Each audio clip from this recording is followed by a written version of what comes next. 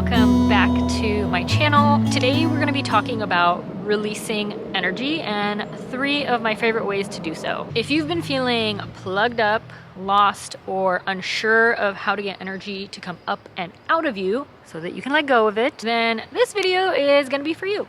Tip number 1, I like to call the ritual method. Creating and doing a ritual around releasing is my go-to. I feel like it's the most impactful. Doing a physical action around releasing creates a really strong intention around what you want it is to happen. And this is because actions speak louder than words, right?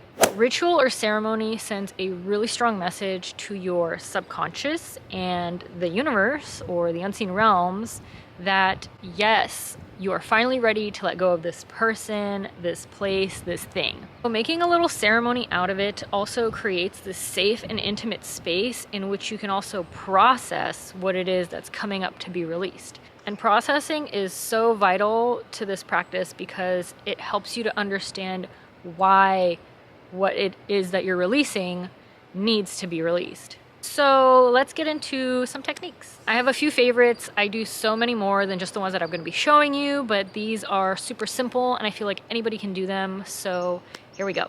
All right, the first one is super easy. I learned this very early on in my path. I was shown this one, I really liked it, and so now I am here sharing it all with you. And that is the toilet paper ritual. All right, hang on, it gets better. Grab some toilet paper.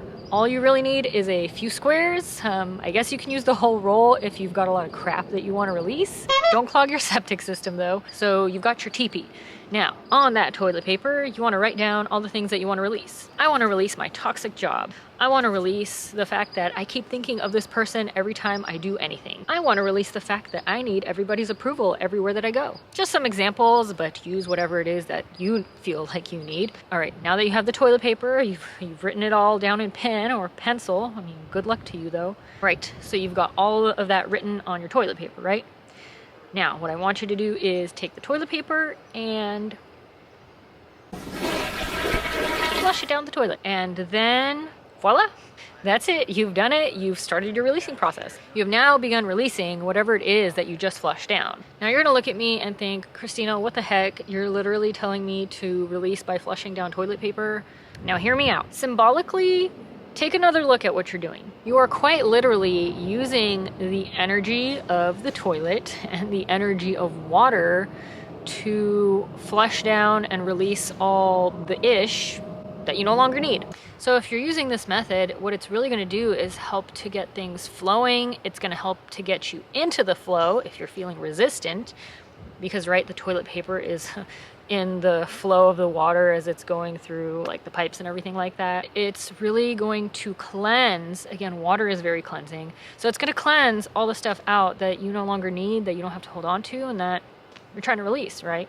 So like I said, doing this creates a really strong intention and it sends a message to the universe like, please help me. I am ready to release this person. I'm ready to release this job.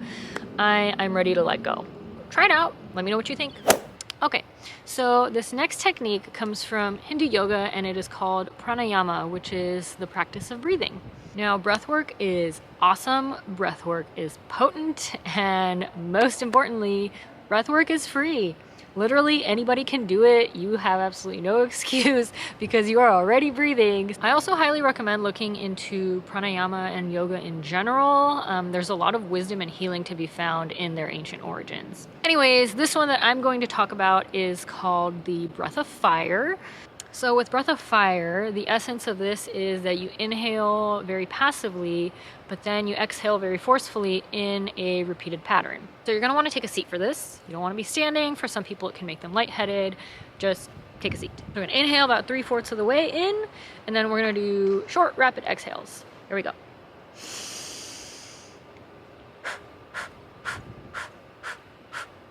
That's the gist of it. This should work your abs a little bit because they're going to be contracting every time you exhale, but the essence of what this does is it pushes out old energy from your body. Remember that inhaling is fresh energy, prana, life force energy, right? And then as you're exhaling, that's old energy. So it's the transference of you're inhaling the new energy and you're pushing out all the old. With every exhalation, visualize and feel yourself pushing out and bringing up that old energy so that you can release it. I can tell you every single time that I do Breath of Fire, I always end up in tears. And that's the point. That's the point, right? We're trying to facilitate a release. I do want to mention, if you are someone who has a lot of high anxiety or just anxiety in general, this can aggravate that a little bit just because of the quick exhales. And it's supposed to build fire up in your body. Anxiety is, you can think of it as like the air that fuels the fire. So if you start to experience anxiety coming up as you're doing this, that's okay. You can slow down the pace of the exhalations a little bit. You don't have to do it like boom, boom, boom. It can be like exhale, exhale, exhale. Or, just take a break, come back to it later, maybe have a shorter session, or avoid the practice entirely. Do what feels right for your body, do what feels right for you. Don't force yourself into doing some kind of method that is not going to work for you, okay? So my last tip for this little video is use music. Music is so potent and so powerful for releasing. It's great for bringing up memories. It's great for bringing up emotions. And music should be accessible to you whether you create it or whether you listen to it. And I like to say, when you need to get things flowing, you can always turn and face the music. Put on some sad songs. I'm not kidding you. I know this is a joke amongst my water sign people where it's like, oh, you listen to the same sad playlist, or you have like 10 different sad playlists in your music. Put on the songs that resonate with your soul so hard.